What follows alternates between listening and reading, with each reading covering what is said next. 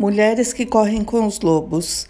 Mitos e histórias do arquétipo da mulher selvagem, de Clarissa Pinkola Estes.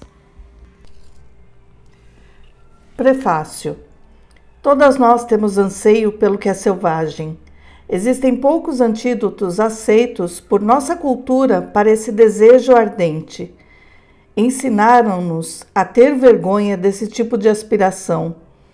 Deixamos crescer o cabelo e o usamos para esconder nossos sentimentos.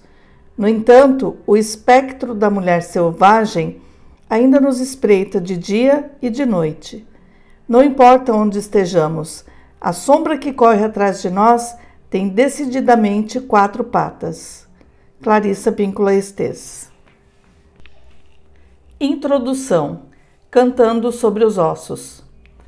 A fauna silvestre e a mulher selvagem são espécies em risco de extinção. Observamos ao longo dos séculos a pilhagem, a redução do espaço e o esmagamento da natureza instintiva feminina. Durante longos períodos, ela foi mal gerida, à semelhança da fauna silvestre e das florestas virgens. Há alguns milênios, sempre que lhe viramos as costas, ela é relegada às regiões mais pobres da psique. As terras espirituais da mulher selvagem, durante o curso da história, foram saqueadas ou queimadas, com seus refúgios destruídos e seus ciclos naturais transformados à força em ritmos artificiais para agradar os outros.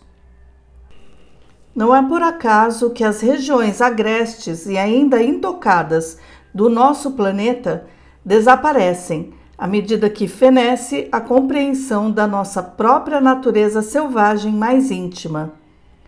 Não é tão difícil compreender porque as velhas florestas e as mulheres velhas não são consideradas reservas de grande importância. Não há tanto mistério nisso. Não é coincidência que os lobos e coiotes, os ursos e as mulheres rebeldes tenham reputações semelhantes. Todos eles compartilham arquétipos instintivos que se relacionam entre si e, por isso, têm a reputação equivocada de serem cruéis, inatamente perigosos, além de vorazes. Minha vida e meu trabalho como analista junguiana e cantadora, contadora de histórias, me ensinaram que a vitalidade esvaída das mulheres pode ser restaurada por meio de extensas escavações psíquico-arqueológicas nas ruínas do mundo subterrâneo feminino. Com esses métodos, podemos recuperar os processos da psique instintiva natural e, através da sua incorporação ao arquétipo da mulher selvagem, conseguimos discernir os recursos da natureza mais profunda da mulher. A mulher moderna é um borrão de atividade. Ela sofre pressões no sentido de ser tudo para todos. A velha sabedoria há muito não se manifesta. O título desse livro, Mulheres que correm com os lobos, mitos e histórias do arquétipo da mulher selvagem, foi inspirado em meu estudo sobre a biologia de animais selvagens, em especial os lobos. Os estudos dos lobos, Canis lupus e Canis rufus, são como a história das mulheres, no que diz respeito à sua vivacidade e à sua labuta. Os lobos saudáveis e as mulheres saudáveis têm certas características psíquicas em comum: percepção aguçada, espírito brincalhão e uma elevada capacidade para a devoção. Os lobos e as mulheres são gregários por natureza, curiosos, dotados de grande resistência e força. São profundamente intuitivos e têm grande preocupação para com seus filhotes, seu parceiro e a sua matilha. Têm experiência em se adaptar às circunstâncias em constante mutação. Têm uma determinação feroz e extrema coragem. No entanto, as duas espécies foram perseguidas e acossadas, sendo-lhes falsamente atribuído o fato de serem trapaceiros e vorazes, excessivamente agressivos e de terem menor valor do que seus detratores. foram alvo daqueles que prefeririam arrasar as matas virgens, bem como os arredores selvagens da psique, erradicando o que fosse instintivo, sem deixar que dele restasse nenhum sinal. A atividade predatória contra os lobos e contra as mulheres, por parte daqueles que não os compreendem, é de uma semelhança surpreendente, pois foi aí que o conceito do arquétipo da mulher selvagem primeiro se concretizou para mim, no estudo dos lobos. Estudei também outras criaturas, como por exemplo os ursos, os elefantes e os pássaros da alma, as borboletas. As características de cada espécie fornecem indicações abundantes do que pode ser conhecido sobre a psique instintiva da mulher. A mulher selvagem passou pelo meu espírito 2 vezes. A primeira pelo fato de haver nascido de uma linhagem hispano-mexicana, tipicamente passional, e a segunda por ter sido adotada por uma família de húngaros impetuosos. Cresci próximo à fronteira dos estados de Michigan e Indiana, cercada de bosques, pomares e campos e perto dos grandes lagos. Ali, os trovões e os relâmpagos eram meu principal alimento. Os milharais estalavam e falavam alto à noite. Mais ao norte, os lobos vinham até as clareiras ao luar, para pular e uivar. Todos podíamos beber dos mesmos regatos, sem medo. Embora eu não a chamasse por esse nome na época, meu amor pela mulher selvagem começou quando eu era pequena. Eu era uma esteta, não uma atleta, e meu único desejo era o de perambular em êxtase. A mesas e cadeiras eu preferia o chão, as árvores e as cavernas, porque nesses lugares eu sentia como se pudesse me encostar no rosto de Deus. O rio sempre queria ser visitado depois que escurecesse. Os campos precisavam de alguém que neles caminhasse para que pudessem farfalhar conversando. As fogueiras precisavam ser feitas na floresta à noite, e as histórias precisavam ser contadas onde os adultos não pudessem ouvir. Tive a sorte de crescer na natureza. Lá, os raios me falaram da morte repentina e da evanescência da vida. As ninhadas de camundongos revelavam que a morte era amenizada pela nova vida. Ao desenterrar contas de índios trilóbides da Terra Preta, eu compreendia que os seres humanos estão por aqui há muito, muito tempo. Tive aulas sobre a sagrada arte da autodecoração com borboletas pousadas no alto da minha cabeça, vagalumes servindo de joias durante as noites e rãs verde esmeralda como pulseiras. Uma loba matou um dos seus filhotes que estava mortalmente ferido. Para mim foi como uma dura lição sobre a compaixão e a necessidade de permitir que a morte venha aos que estão morrendo. As lagartas cabeludas que caíam dos seus galhos e voltavam a subir, arrastando-se, me ensinaram a determinação. As cócegas do seu caminhar no meu braço me revelaram como a pele pode ter vida própria. Subir ao alto das árvores me mostrou como seria o sexo um dia. Minha própria geração, posterior à Segunda Guerra Mundial, cresceu numa época em que as mulheres eram infantilizadas e tratadas como propriedade. Elas eram mantidas como jardins sem cultivo, mas felizmente sempre chegava alguma semente trazida pelo vento. Embora o que escrevessem fosse desautorizado, elas insistiam assim mesmo. Embora o que pintassem não recebesse reconhecimento, nutria a alma do mesmo jeito.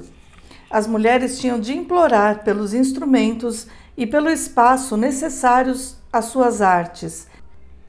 E, se nenhum se apresentasse, elas abriam espaço em árvores, cavernas, bosques e armários. A dança mal conseguia ser tolerada, se é que o era, e por isso elas dançavam na floresta, onde ninguém podia vê-las, no porão ou no caminho para esvaziar a lata de lixo.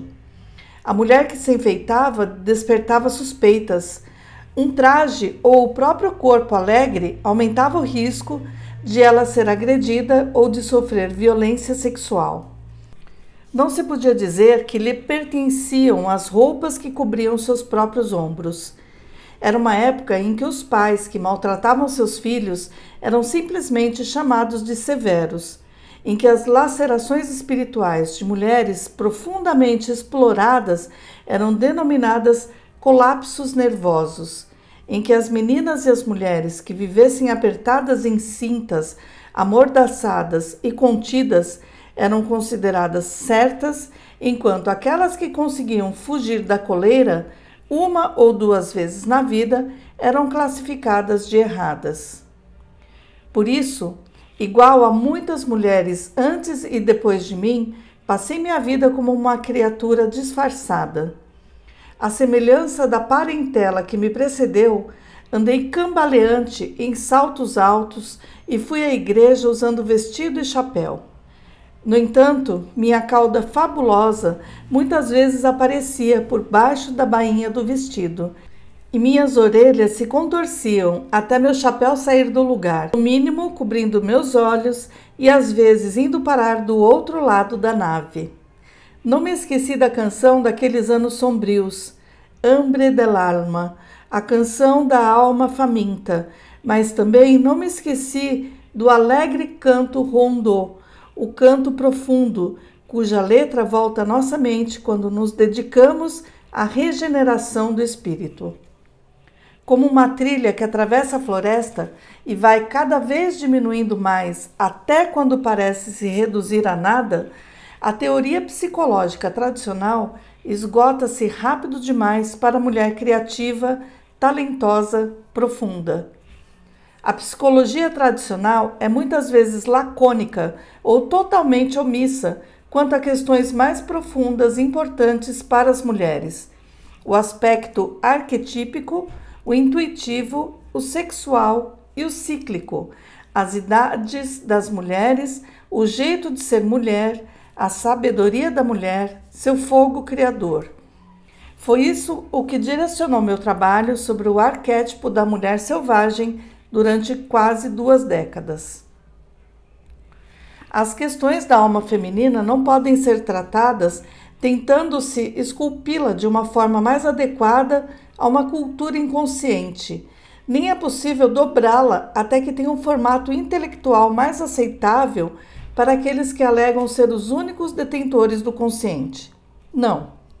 Foi isso que já provocou a transformação de milhões de mulheres que começaram como forças poderosas e naturais em párias na sua própria cultura. Na verdade, a meta deve ser a recuperação e o resgate da bela forma psíquica natural da mulher. Os contos de fadas, os mitos e as histórias proporcionam uma compreensão que aguça nosso olhar para que possamos escolher o caminho deixado pela natureza selvagem. As instruções encontradas nas histórias nos confirmam que o caminho não terminou, mas que ele ainda conduz as mulheres mais longe e ainda mais longe na direção do seu próprio conhecimento.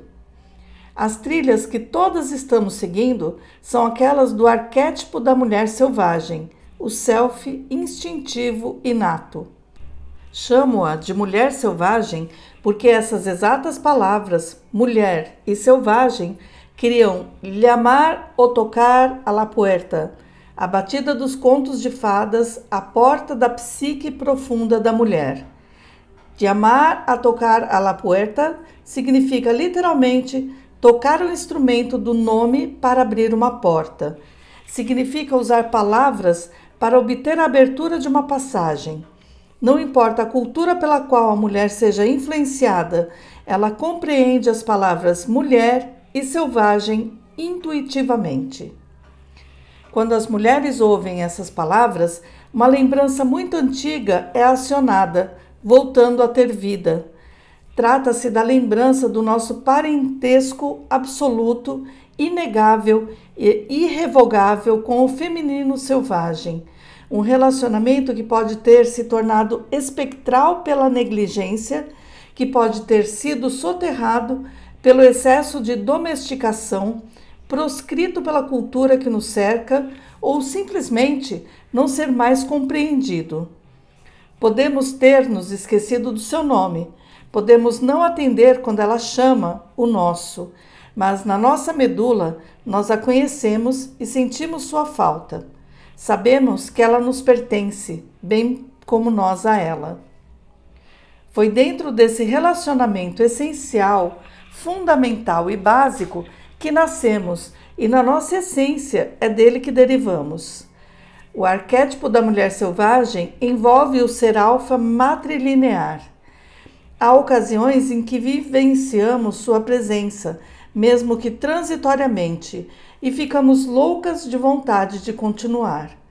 Para algumas mulheres, essa revitalizante prova da natureza ocorre durante a gravidez, durante a amamentação, durante o milagre das mudanças que surgem à medida que se educa um filho, durante os cuidados que dispensamos a um relacionamento amoroso, os mesmos que dispensaríamos a um jardim muito querido. Por meio da visão, também temos uma percepção dela, através de cenas de rara beleza. Costumo sentir sua presença quando vejo o que no interior chamamos de pôr do sol divino. Senti que ela se mexeu dentro de mim quando vi os pescadores saindo do lago ao escurecer, com as lanternas acesas, e também quando vi os dedinhos dos pés do meu filho recém-nascido, todos enfileirados como grãos de milho doce na espiga. Nós a vemos sempre que a vemos, o que ocorre por toda parte. Ela também chega a nós através dos sons, da música que faz vibrar o externo e que anima o coração. Ela chega com um tambor, o assobio, o chamado e o grito. Ela vem com a palavra escrita e falada. Às vezes uma palavra, uma frase, um poema ou uma história soa tão bem, soa tão perfeito, que faz com que nos lembremos, pelo menos por um instante, da substância da qual somos feitas e do lugar que é o nosso verdadeiro lar. Essas efêmeras provas da natureza vêm durante a mística da inspiração. Ah, ela está aqui. Ai, ela já se foi. O anseio por ela surge quando nos encontramos, por acaso, com alguém que manteve esse relacionamento selvagem. Ele brota quando percebemos que dedicamos pouquíssimo tempo à fogueira mística ou ao desejo de sonhar, um tempo ínfimo à nossa própria vida criativa, ao trabalho da nossa vida ou aos nossos verdadeiros amores. Contudo, são esses vislumbres fugazes, originados tanto da beleza quanto da perda, que nos deixam tão desoladas, tão agitadas, tão ansiosas, que acabamos por seguir nossa natureza selvagem.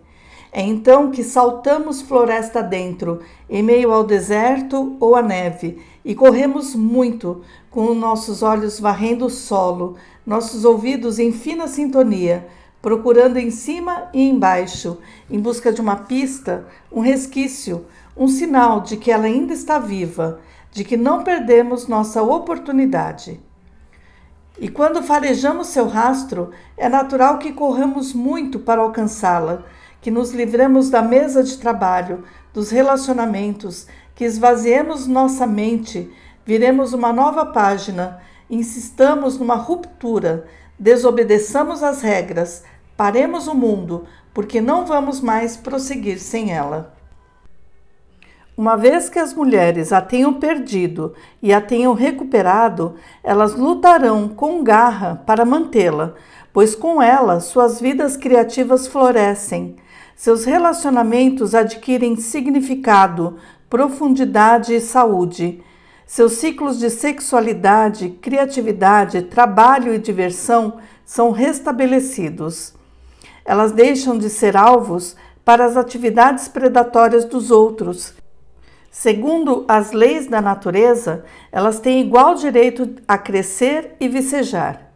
Agora, seu cansaço do final do dia tem como origem o trabalho e esforços satisfatórios, não o fato de viverem enclausuradas num relacionamento, no emprego ou no estado de espírito pequenos demais.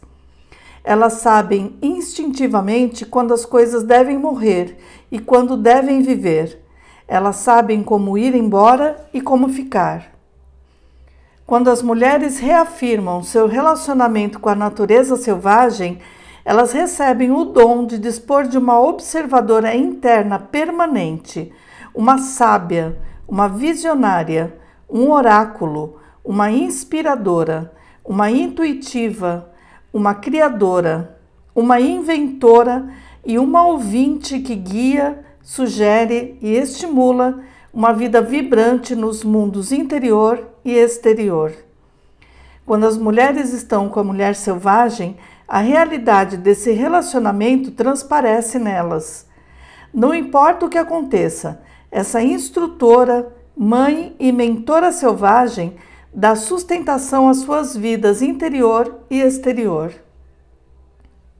Portanto, o termo selvagem, nesse contexto, não é usado em seu atual sentido pejorativo de algo fora de controle, mas em seu sentido original, de viver uma vida natural, uma vida em que a criatura tenha uma integridade inata e limites saudáveis. Essas palavras, mulher e selvagem, fazem com que as mulheres se lembrem de quem são e do que representam. Elas criam uma imagem para descrever a força que sustenta todas as fêmeas. Elas encarnam uma força sem a qual as mulheres não podem viver. O arquétipo da mulher selvagem pode ser expresso em outros termos igualmente apropriados. Pode-se chamar essa poderosa natureza psicológica de natureza instintiva, mas a mulher selvagem é a força que está por trás dela. Pode-se chamá-la de psique natural, mas também o arquétipo da mulher selvagem se encontra por trás dela. Pode-se chamá-la de natureza básica e inata das mulheres. Pode-se chamá-la de natureza intrínseca, inerente às mulheres. Na poesia, ela poderia ser chamada de outra, 7 oceanos do universo, bosques distantes ou a amiga. Na psicanálise, e a partir de perspectivas diversas, ela seria chamada de id, de self, de natureza medial. Na biologia, ela seria chamada de natureza típica ou fundamental. No entanto, por ser tácita, presciente e visceral, entre as cantadoras, ela é conhecida como a natureza sábia ou conhecedora. Ela é às vezes chamada de mulher que mora no final do tempo, ou de mulher que mora no fim do mundo. E essa criatura é sempre uma megera criadora, uma deusa da morte, uma virgem decaída ou qualquer uma de uma série de outras personificações. Ela é amiga e mãe de todas as que se perderam, de todas as que precisam aprender, de todas as que têm um enigma para resolver, de todas as que estão lá fora na floresta ou no deserto, vagando e procurando. Na realidade, no inconsciente psicoide, a camada da qual a mulher selvagem emana, a mulher selvagem não tem nome, por ser tão vasta. Contudo, como ela cria todas as facetas importantes da feminilidade, aqui na Terra recebe muitos nomes, não só para permitir que se examine a infinidade de aspectos da sua natureza, mas também para que as pessoas se agarrem a ela. Como no início da restauração do nosso relacionamento com ela, a mulher selvagem pode se dissolver em fumaça a qualquer instante. Ao lhe darmos um nome, estamos criando para ela um espaço de pensamento e sentimento dentro de nós. Assim ela virá e, se for valorizada, permanecerá. Portanto, em espanhol, ela poderia ser chamada de rio abajo rio, o rio por baixo do rio, la mujer grande, a mulher grande, luz de abyss, luz do abismo. No México, ela é la loba, a loba, e la Huesera, a mulher dos ossos. Em húngaro, ela é chamada de O Erdoben, aquela dos bosques, e Rosumak, o carcaju. No idioma navajo, ela é Najaye Asdalá, a mulher-aranha, que tece o destino dos humanos e dos animais, das plantas e das rochas. Na Guatemala, entre muitos outros nomes, ela é Humana de Niebla, o ser de névoa, a mulher que vive desde sempre. Em japonês, ela é Amaterasu Omikami, a força espiritual que gera toda a luz, toda a consciência. No Tibete, ela é chamada de Dakini, a força da dança que produz a clarividência dentro das mulheres. A lista continua e ela continua. A compreensão dessa natureza da mulher selvagem não é uma religião, mas uma prática. Trata-se de uma psicologia em seu sentido mais verdadeiro. Psuque, psique, alma. Olog ou logos, um conhecimento da alma. Sem ela, as mulheres não têm ouvidos para ouvir o discurso da sua alma ou para registrar a melodia dos seus próprios ritmos interiores. Sem ela, a visão íntima das mulheres é impedida pela sombra de uma mão e grande parte dos seus dias é passada num tédio paralisante ou então em pensamentos ilusórios. Sem ela, as mulheres perdem a segurança do apoio da sua alma. Sem ela, elas se esquecem do motivo pelo qual estão aqui. Agarram-se a coisas quando seria melhor afastarem-se delas. Sem ela, elas exigem demais, de menos ou nada. Sem ela, elas se calam quando de fato estão ardendo. A mulher selvagem é seu instrumento regulador, seu coração, da mesma forma que o coração humano regula o corpo físico. Quando perdemos contato com a psique instintiva, vivemos num estado de destruição parcial e as imagens e poderes que são naturais à mulher não têm condições de pleno desenvolvimento. Quando são cortados os vínculos de uma mulher com sua fonte de origem, ela fica esterilizada e seus instintos e ciclos naturais são perdidos, em virtude de uma subordinação à cultura, ao intelecto ou ao ego dela própria ou de outros. A mulher selvagem é a saúde para todas as mulheres. Sem ela, a psicologia feminina não faz sentido. Essa mulher não domesticada é o protótipo de mulher. Não importa a cultura, a época, a política, ela é sempre a mesma. Seus ciclos mudam, suas representações simbólicas mudam, mas na sua essência ela não muda. Ela é o que é, e é um ser inteiro. Ela abre canais através das mulheres. Se elas estiverem reprimidas, ela luta para erguê-las. Se elas forem livres, ela é livre. Felizmente, por mais que seja humilhada, ela sempre volta à posição natural.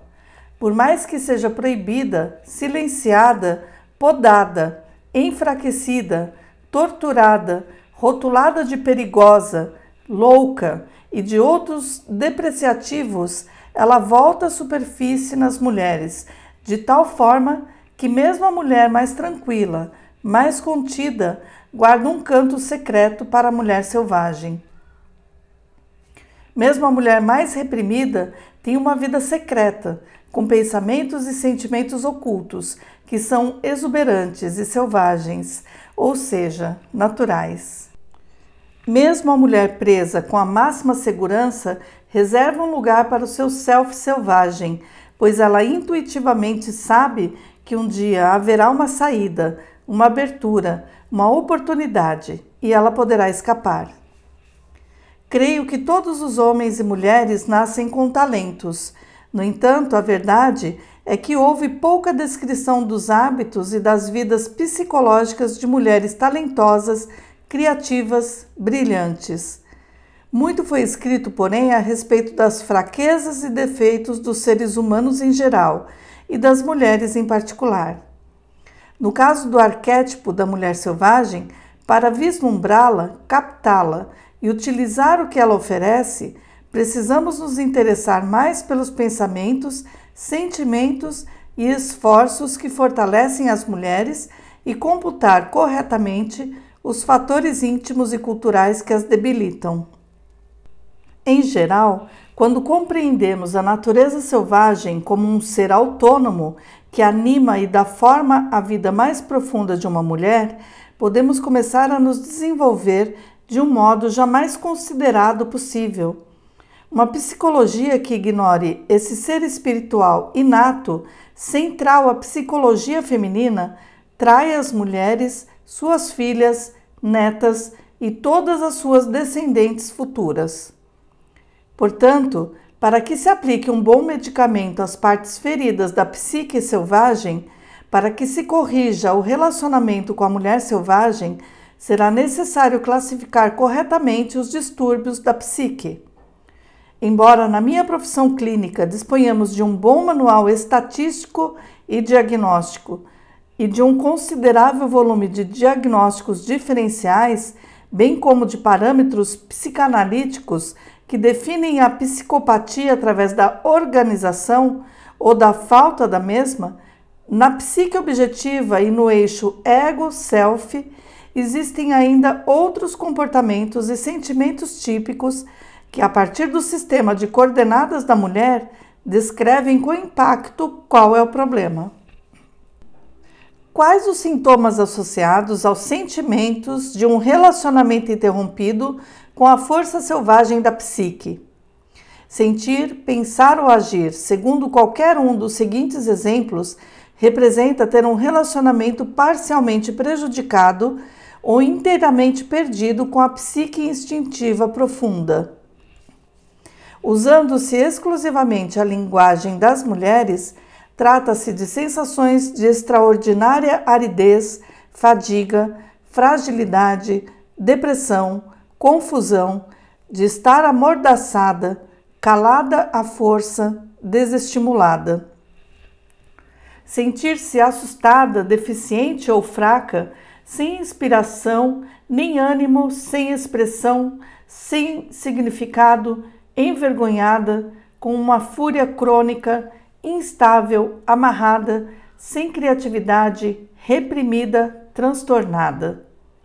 Sentir-se impotente, insegura, hesitante, bloqueada, incapaz de realizações, entregando a própria criatividade para os outros, escolhendo parceiros, empregos ou amizades que lhe esgotam energia, sofrendo por viver em desacordo com os próprios ciclos, superprotetora de si mesma, inerte, inconstante, vacilante, incapaz de regular a própria marcha ou de fixar limites. Não conseguir insistir no seu próprio andamento, preocupar-se em demasia com a opinião alheia, afastar-se do seu Deus ou dos seus deuses, isolar-se da sua própria revitalização, deixar-se envolver exageradamente na domesticidade, no intelectualismo, no trabalho ou na inércia, porque é esse o lugar mais seguro para quem perdeu os próprios instintos. Recear aventurar-se ou revelar-se, temer procurar um mentor, mãe, pai, temer exibir a própria obra antes que esteja perfeita, temer iniciar uma viagem, recear gostar de alguém ou dos outros, ter medo de não conseguir parar, de se esgotar, de se exaurir, curvar-se diante da autoridade, perder a energia diante de projetos criativos, encolher-se, humilhar-se, ter angústia, entorpecimento, ansiedade. Ter medo de revidar quando não resta outra coisa a fazer, medo de experimentar o novo, medo de enfrentar, de exprimir sua opinião, de criticar qualquer coisa, de sentir náuseas, aflição, acidez, de sentir-se partida ao meio, estrangulada, conciliadora e gentil com extrema facilidade, de ter sentimentos de vingança. ter medo de parar, ter medo de agir, contar até 3 repetidamente sem conseguir começar, ter complexo de superioridade, ambivalência e, no entanto, não fosse por isso, ser plenamente capaz em perfeito funcionamento. Essas rupturas são uma doença, não de uma era, nem de um século, mas transformam-se em epidemia a qualquer hora e em qualquer lugar, onde as mulheres se vejam aprisionadas sempre que a natureza selvática tiver caído na armadilha. Uma mulher saudável assemelha-se muito a um lobo, robusta, plena, com grande força vital, que dá a vida, que tem consciência do seu território, engenhosa, leal, que gosta de perambular. Entretanto, a separação da natureza selvagem faz com que a personalidade da mulher se torne mesquinha, parca, fantasmagórica, espectral. Não fomos feitas para ser franzinas, de cabelos frágeis, incapazes de saltar, de perseguir, de parir, de criar uma vida. Quando as vidas das mulheres estão em êxtase, tédio, já está na hora de a mulher selvática aflorar. Chegou a hora de a função criadora da psique fertilizar a aridez. De que maneira a mulher selvagem afeta as mulheres? Tendo a mulher selvagem como aliada, como líder, modelo, mestra, passamos a ver, não com 2 olhos, mas com a intuição que dispõe de muitos olhos. Quando afirmamos a intuição, somos, portanto, como a noite estrelada. Fitamos o mundo com milhares de olhos. A mulher selvagem carrega consigo os elementos para a cura. Traz tudo o que a mulher precisa ser e saber. Ela dispõe do remédio para todos os males. Ela carrega histórias e sonhos, palavras e canções, signos e símbolos. Ela é tanto veículo quanto destino. Aproximar-se da natureza instintiva não significa desestruturar-se, mudar tudo da esquerda para a direita, do preto para o branco, passar o oeste para o leste, agir como louca ou descontrolada. Não significa perder as socializações básicas ou tornar-se menos humana. Significa exatamente o oposto. A natureza selvagem possui uma vasta integridade. Ela implica delimitar territórios, encontrar nossa matilha, ocupar nosso corpo com segurança e orgulho, independentemente dos dons e das limitações desse corpo, falar e agir em defesa própria, estar consciente, alerta, recorrer aos poderes da intuição e do pressentimento inatos às mulheres, adequar-se aos próprios ciclos, descobrir aquilo a que pertencemos, despertar com dignidade e manter o máximo de consciência possível. O arquétipo da mulher selvagem, bem como tudo o que está por trás dele, é o benfeitor de todas as pintoras, escritoras, escultoras, dançarinas, pensadoras, rezadeiras, de todas as que procuram e as que encontram, pois elas todas se dedicam a inventar, e é essa a principal ocupação da mulher selvagem. Como toda arte, ela é visceral, não cerebral. Ela sabe rastrear e correr, convocar e repelir. Ela sabe sentir, disfarçar e amar profundamente. Ela é intuitiva, típica e normativa. Ela é totalmente essencial à saúde mental e espiritual da mulher. E então, o que é a mulher selvagem? Do ponto de vista da psicologia arquetípica, bem como pela tradição das contadoras de histórias, ela é a alma feminina. No entanto, ela é mais do que isso. Ela é a origem do feminino. Ela é tudo o que for instintivo, tanto do mundo visível quanto do oculto. Ela é a base. Cada uma de nós recebe uma célula refulgente que contém todos os instintos e conhecimentos necessários para a nossa vida. Ela é a força da vida, morte e vida. É a incubadora. é a intuição, a vidência, é a que escuta com atenção e tem o coração leal. Ela estimula os humanos a continuarem a ser multilingües, fluentes no linguajar dos sonhos, da paixão, da poesia. Ela sussurra em sonhos noturnos.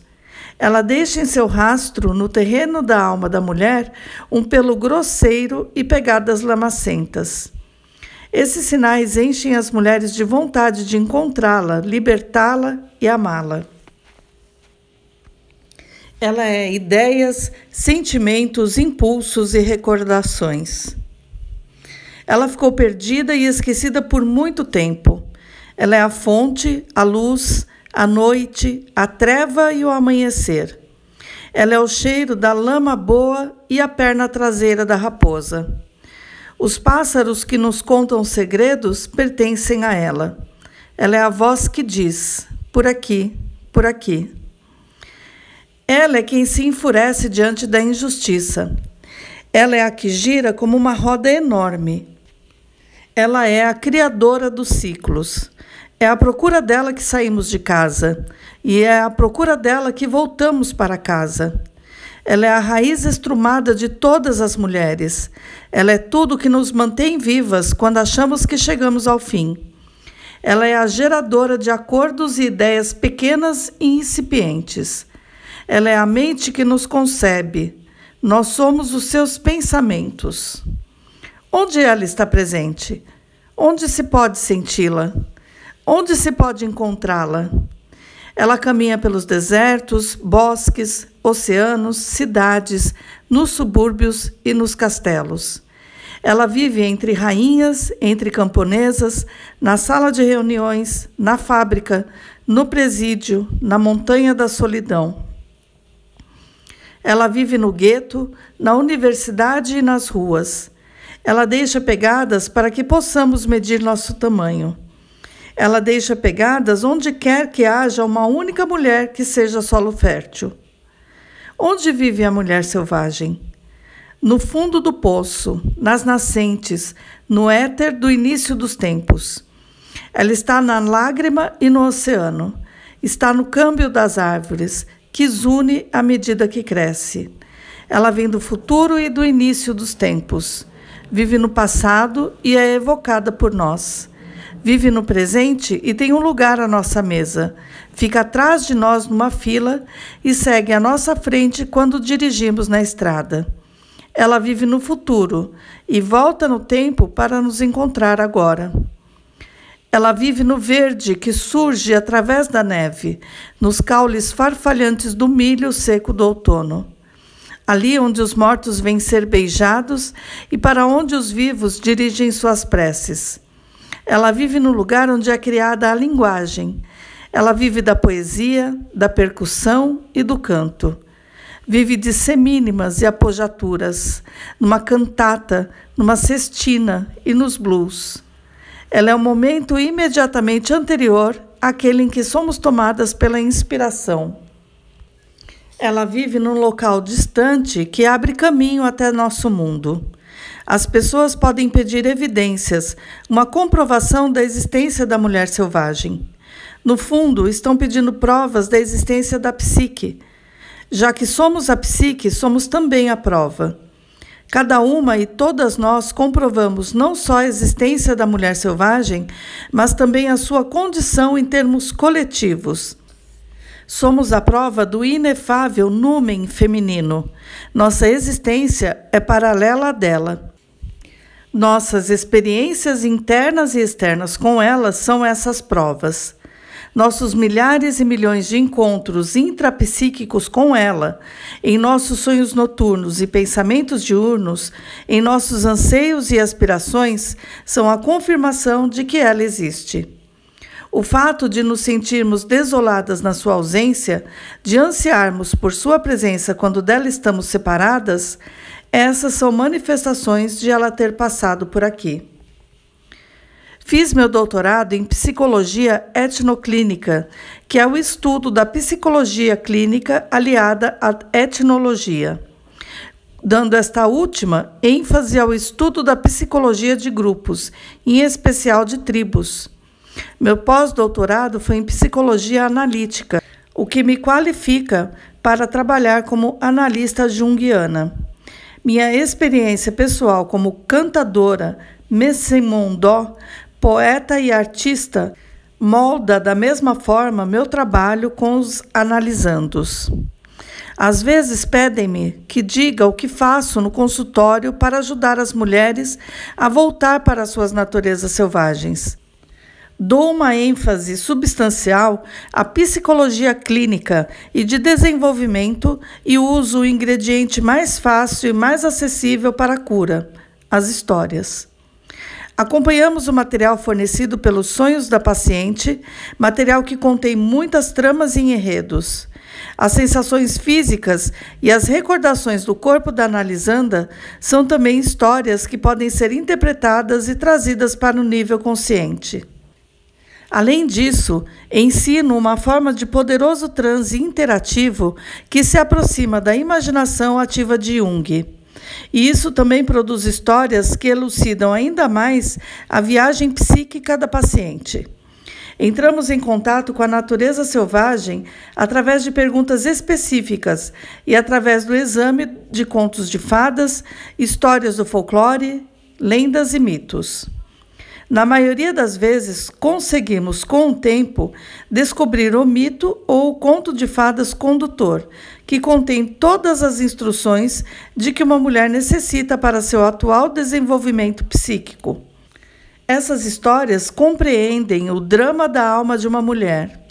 É como uma peça de teatro, com instruções sobre o palco, os personagens e os acessórios. O ofício de fazer é uma parte importante do trabalho. Esforço-me para capacitar minhas pacientes, ensinando-lhes ofícios antiquíssimos das mãos, entre eles a confecção de amuletos e talismãs, sendo que eles podem ser qualquer coisa, desde simples varinhas com fitas até peças sofisticadas de escultura.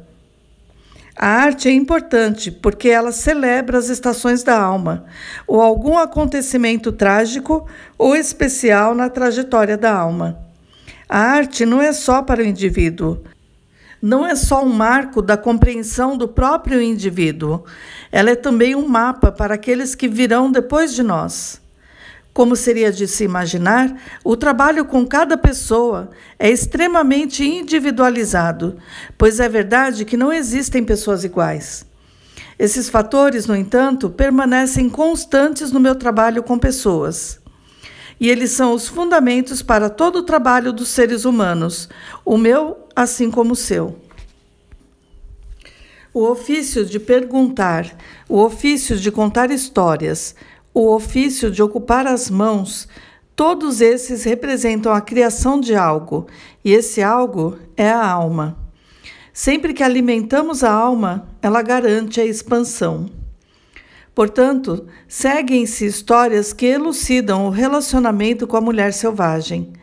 As histórias e mitos transcritos nessa obra são transcrições literais das minhas conferências e apresentações. Os contos são apresentados em detalhes fiéis e em sua integridade arquetípica. Estão também incluídas algumas das perguntas que peço às mulheres que respondam, após refletirem sobre elas, para propiciar uma convergência consciente com o precioso self selvagem. Além disso, descrevo em detalhes algumas das atividades, brincadeiras experimentais e artísticas que ajudam as mulheres a reter na memória consciente o númen do seu trabalho. Esses dois últimos foram extraídos das minhas oficinas a respeito da mulher instintiva, e todos eles, ou qualquer um, são úteis para a reemergência da nossa natureza selvagem.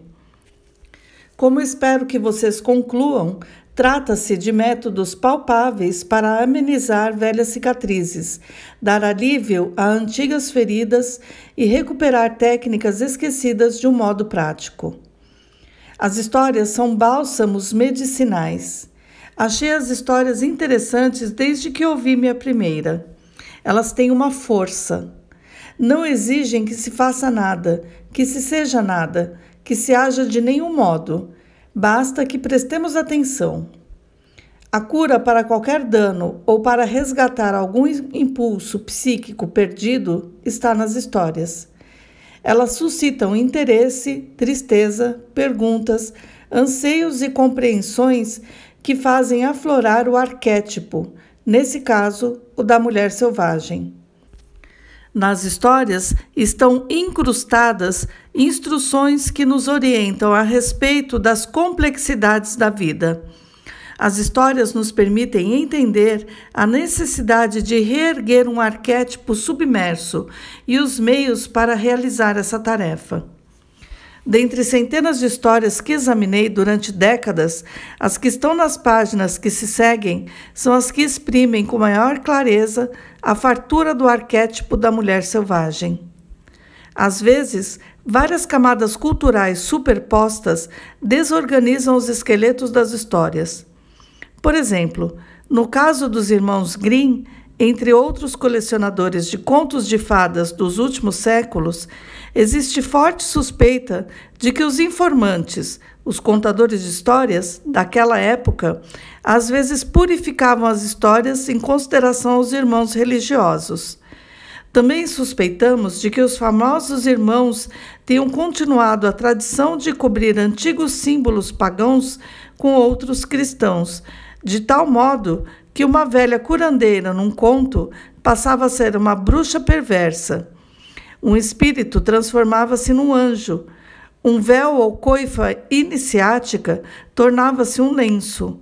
Ou uma criança chamada Bela, nome costumeiro para criança nascida durante os festejos do solstício, era rebatizada de Schermezerank, dolorosa.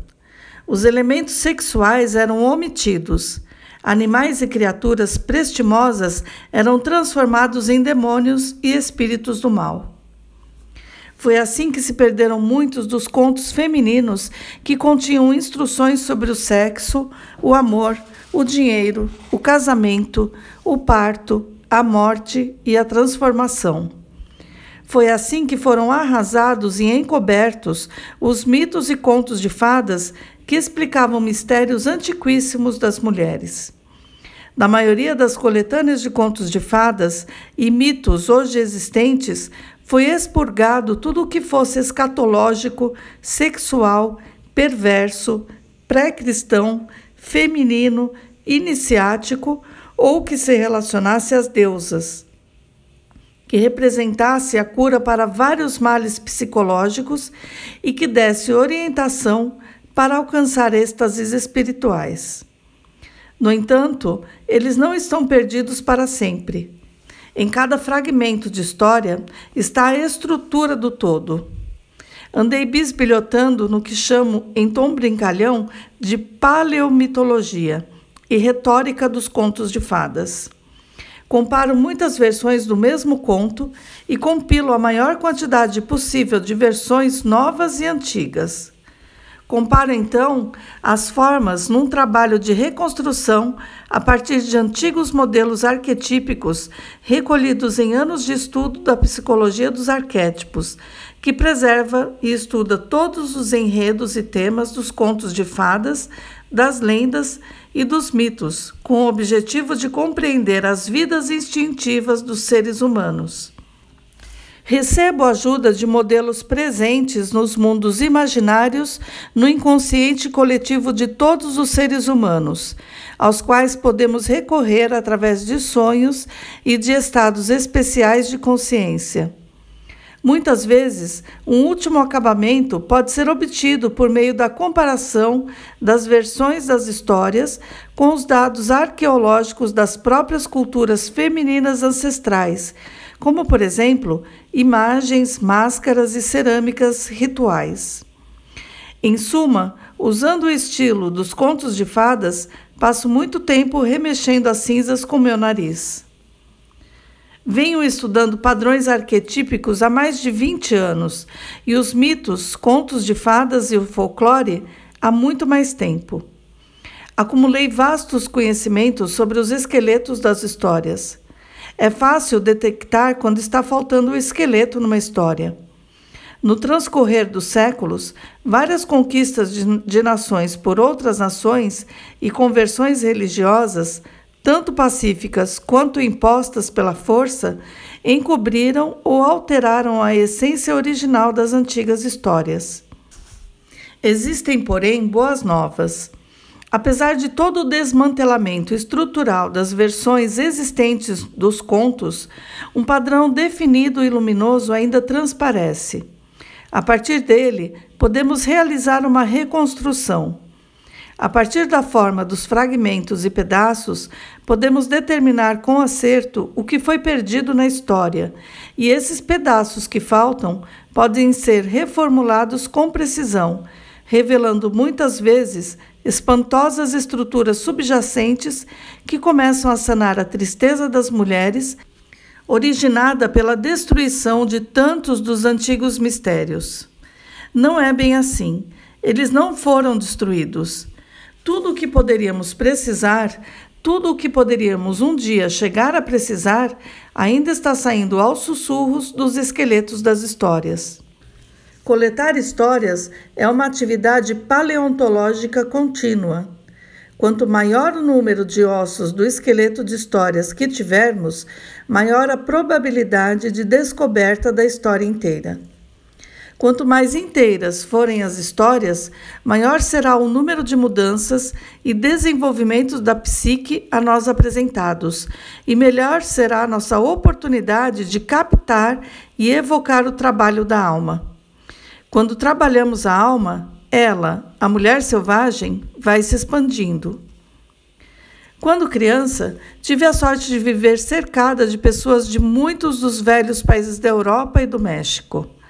Muitos dos membros da minha família, vizinhos e amigos, eram norte-americanos de primeira geração ou haviam chegado recentemente da Hungria, Alemanha, Romênia, Bulgária, Iugoslávia, Polônia, Tchecoslováquia, Sérvio-Croácia, Rússia, Lituânia e Boêmia, assim como de Jalisco, Michoacán, Juarez e de muitas das aldeias fronteiriças entre o México, o Texas e o Arizona. Eles chegavam para trabalhar nos campos, na colheita, nas usinas siderúrgicas e nas escavações de ruínas, nas cervejarias e em serviços domésticos. A maioria não tinha instrução em termos acadêmicos, mas era de extrema sabedoria, sendo portadora de uma tradição valiosa e quase exclusivamente oral. Muitas das pessoas da família e da vizinhança ao meu redor haviam sobrevivido a campos de trabalhos forçados, a campos de refugiados, a campos de deportação e de concentração, onde os contadores de histórias, entre eles, haviam vivido uma versão pesadelo das histórias de Sherazade. As terras das famílias de muitos deles haviam sido confiscadas. Muitos haviam vivido em prisões para imigrantes. Muitos haviam sido repatriados contra sua vontade. Com esses rústicos contadores de histórias, aprendi pela primeira vez os contos a que as pessoas recorrem quando a vida pode se tornar morte e a morte pode se tornar vida, a qualquer instante. Com eles também aprendi que os contos de fadas dos livros haviam de algum modo sido modelados para que grande parte do seu vigor se perdesse. Mais tarde, na década de 1960, quando migrei para o oeste na direção das Montanhas Rochosas, vivi entre desconhecidos carinhosos, judeus, irlandeses, gregos, italianos, afro-americanos e alsacianos, que se tornaram amigos e espíritos irmãos. Tive a bênção de conhecer algumas das raras e antigas comunidades de latinos no sudoeste dos Estados Unidos, como, por exemplo, Trampas e Trunchas, Novo México. Tive a felicidade de passar algum tempo com americanos nativos, desde o povo Inuit, no norte, passando pelos pueblos e pelos povos das grandes planícies no oeste, até os Nahuatl, Lacandon, Tehuantepecán, Huichol, Seri, Mayanquiché, Mayan Cachiquel, Mosquito, Cuna, Nazca Quechua e Jivarro, na América Central e do Sul. Troquei histórias em mesas de cozinha e debaixo de parreiras, em galinheiros e currais de ordenha, e enquanto preparava tortilhas, seguia o rastro de animais selvagens e bordava o 1000º ponto de cruz. Tive a sorte de compartilhar do último prato de chile, de cantar gospel junto com as mulheres para ressuscitar os mortos, de dormir com as estrelas em casa sem telhado. Sentei-me perto do fogo para me aquecer, para jantar ou para as duas possibilidades em Little Italy, Polish Town, Hill Country, Los Barrios e em outras comunidades étnicas por todo o meio-oeste e o extremo oeste urbano. E ultimamente troquei histórias sobre disparates, maus espíritos com contadores de histórias nas Bahamas. Minha maior sorte foi a de que, onde quer que eu fosse, as crianças, as senhoras, os homens em pleno vigor, os velhos e velhas, artistas da alma, saíam dos bosques, das florestas, dos prados e das dunas para me regalar com seus sons rouquenhos, e eu também a eles. Há muitos modos de abordar as histórias. O estudioso profissional do folclore, o analista freudiano, junguiano ou de outra corrente, o etnólogo, o antropólogo, o teólogo, o arqueólogo. Cada um tem um método diferente, tanto na compilação das histórias quanto na aplicação a elas atribuída. Sob o aspecto intelectual, o método de desenvolvimento do meu trabalho com as histórias seguiu minha formação em psicologia analítica e arquetípica. Durante mais de 5 anos, durante minha formação psicanalítica, estudei a amplificação do leitmotiv, a simbologia dos arquétipos, a mitologia universal, a iconologia antiga e popular, a etnologia, as religiões do planeta e a interpretação dos contos de fadas. Em termos viscerais, porém, abordo as histórias como cantadora, contadora de histórias, guardiã das velhas histórias. Venho de uma longa linhagem de contadoras, Messemondok, velhas húngaras que contam suas histórias sentadas em cadeiras de madeira, com suas carteiras de plástico no colo, as pernas abertas, as saias tocando no chão, e cuentistas, velhas latinas que ficam paradas em pé, com seus seios fartos, ancas largas, gritando histórias no estilo ranchera. Os dois clãs contam histórias na voz natural das mulheres que vivenciaram famílias e filhos, pão e ossos. Para elas, uma história é um medicamento que fortifica e recupera o indivíduo e a comunidade. As modernas contadoras de histórias descendem de uma comunidade imensa e antiquíssima, compostas de santos, trovadores, bardos, griotes, cantadoras, chantres, menestréis, vagabundos, megeras e loucos. Uma vez sonhei que estava contando histórias e senti alguém dando tapinhas no meu pé para me incentivar. Olhei para baixo e vi que estava em pé nos ombros de uma velha que segurava meus tornozelos e sorria para mim. Não, não, disse-lhe eu. Venha subir nos meus ombros, já que a senhora é velha e eu sou nova. Nada disso, insistiu ela. É assim que deve ser. Percebi que ela também estava em pé nos ombros de uma mulher ainda mais velha do que ela, que estava nos ombros de uma mulher usando manto, que estava nos ombros de outra criatura, que estava nos ombros. Acreditei no que disse a velha do sonho a respeito de como as coisas devem ser. A energia para contar histórias vem daquelas que já se foram. Contar ou ouvir histórias deriva sua energia de uma altíssima coluna de seres humanos interligados através do tempo e do espaço, sofisticadamente trajados com farrapos, mantos ou com a nudez da sua época, e repletos a ponto de transbordarem de vida ainda sendo vivida. Se existe uma única fonte das histórias e um espírito das histórias, ela está nessa longa corrente de seres humanos. As histórias são muito mais antigas do que a arte e a psicologia, e serão sempre as mais velhas nessa comparação, não importa quanto tempo passe. Um dos estilos mais antigos de relato que muito me intriga é o estado de transe apaixonado no qual a contadora pressente a plateia, seja ela composta de um indivíduo ou de muitos, e entra no universo entre os universos, no qual uma história é atraída para a contadora em transe e transmitida através dela. É a contadora de histórias propiciando o fazer-se da alma. A contadora em transe convoca El Duende, o vento que sopra o espírito sobre o rosto dos ouvintes. Uma contadora em transe aprende a ser maleável em termos psíquicos através da prática meditativa da história, ou seja, o exercício individual no sentido de abrir certos portões psíquicos e frestas do ego, a fim de permitir que a voz se pronuncie, a voz que é mais antiga do que as pedras. Quando isso acontece, a história pode seguir qualquer trilha, pode virar de cabeça para baixo, pode virar uma sopa e ser servida para que algum pobre se banqueteie, pode ser carregada de ouro à vontade, ou pode perseguir o ouvinte levando-o ao outro mundo. A contadora nunca sabe como tudo vai acabar, e nisso reside pelo menos a metade da magia orvalhada da história.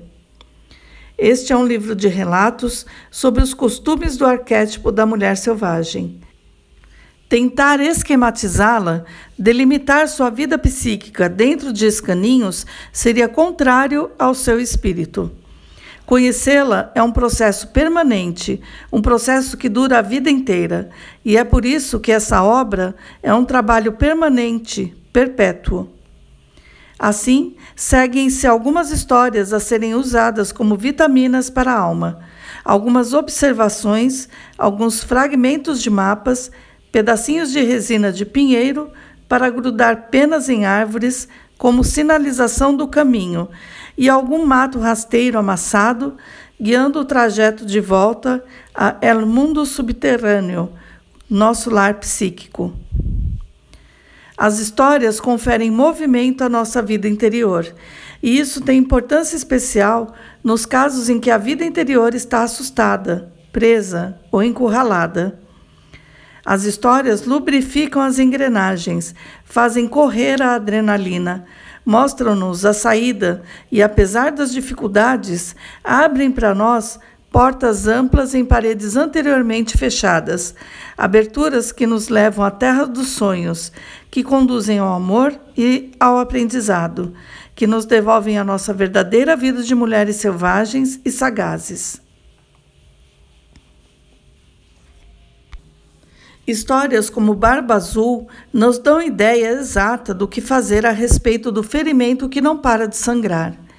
Histórias como A Mulher Esqueleto revelam o poder místico do relacionamento e como o sentimento entorpecido pode voltar à vida e a ser um amor profundo.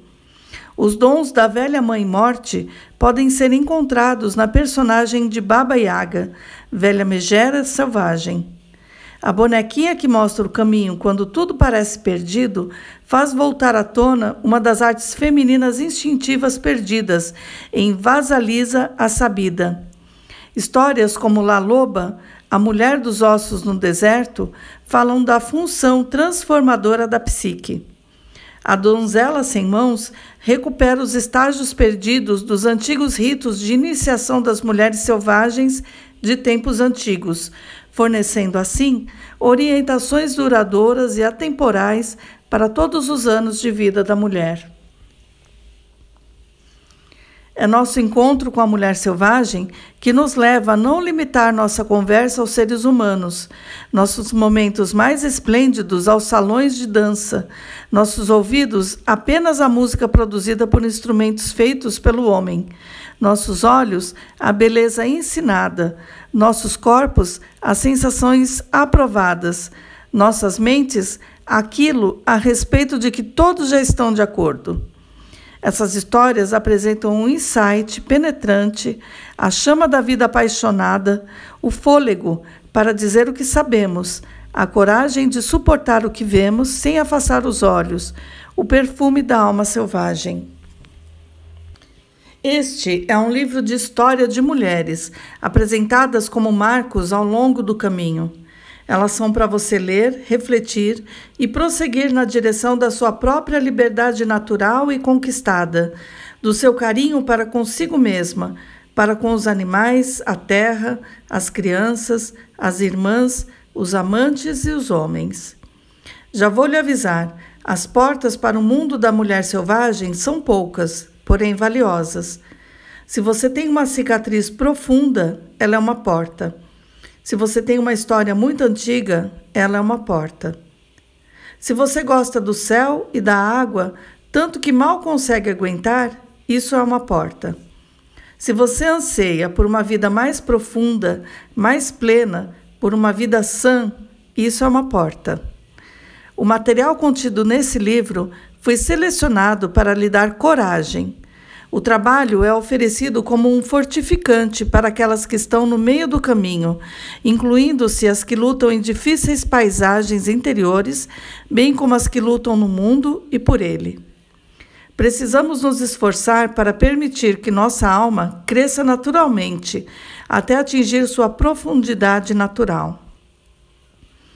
A natureza selvagem não exige que a mulher tenha uma cor determinada, uma instrução determinada, um estilo de vida ou classe econômica determinados. Na realidade, ela não consegue vicejar na atmosfera imposta do politicamente correto, ou quando é forçada a se amoldar a velhos paradigmas obsoletos. Ela viceja em visões novas e integridade individual. Ela viceja com sua própria natureza.